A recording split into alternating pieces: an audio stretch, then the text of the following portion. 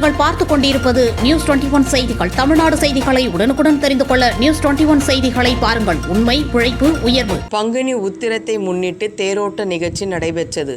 சிவகங்கை நகர் பகுதியில் அமைந்துள்ள பிரசித்தி பெற்ற சுப்பிரமணிய சுவாமி கோவிலில் பங்குனி உத்திரத்தை முன்னிட்டு வியாழக்கிழமை இரவு சிவகங்கை வள்ளி தெய்வானை சமேத சுப்பிரமணிய சுவாமிக்கு பங்குனி உத்திர திருவிழா கடந்த 2ஆம் தேதி கொடியேற்றத்துடன் தொடங்கியது. முக்கிய நிகழ்வாக திருவிழாவின் 9ஆம் நாளான வியாழக்கிழமை மாலை 4:30 மணியளவில் தொடங்கிய தேரோட்டம் 7:30 மணிக்கு நிலைக்கு வந்தது. கோவிலை சுற்றி உள்ள 4 ரத வீதிகளிலும் தேரோட்டம் நடைபெற்றது.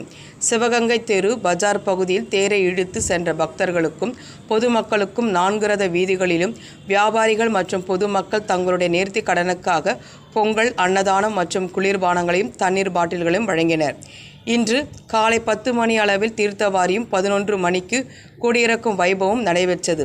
சனிக்கிழமை இரவு புஷ்ப பல்லாக்கில் வள்ளி தெய்வானையுடன் சுப்பிரமணிய சுவாமி வீதி உலாவுடன் பங்குனி உத்திர விழா நிறைவு படுகிறது. நியூஸ் 21 செய்திகளுக்காக தினேஷ்குமார்.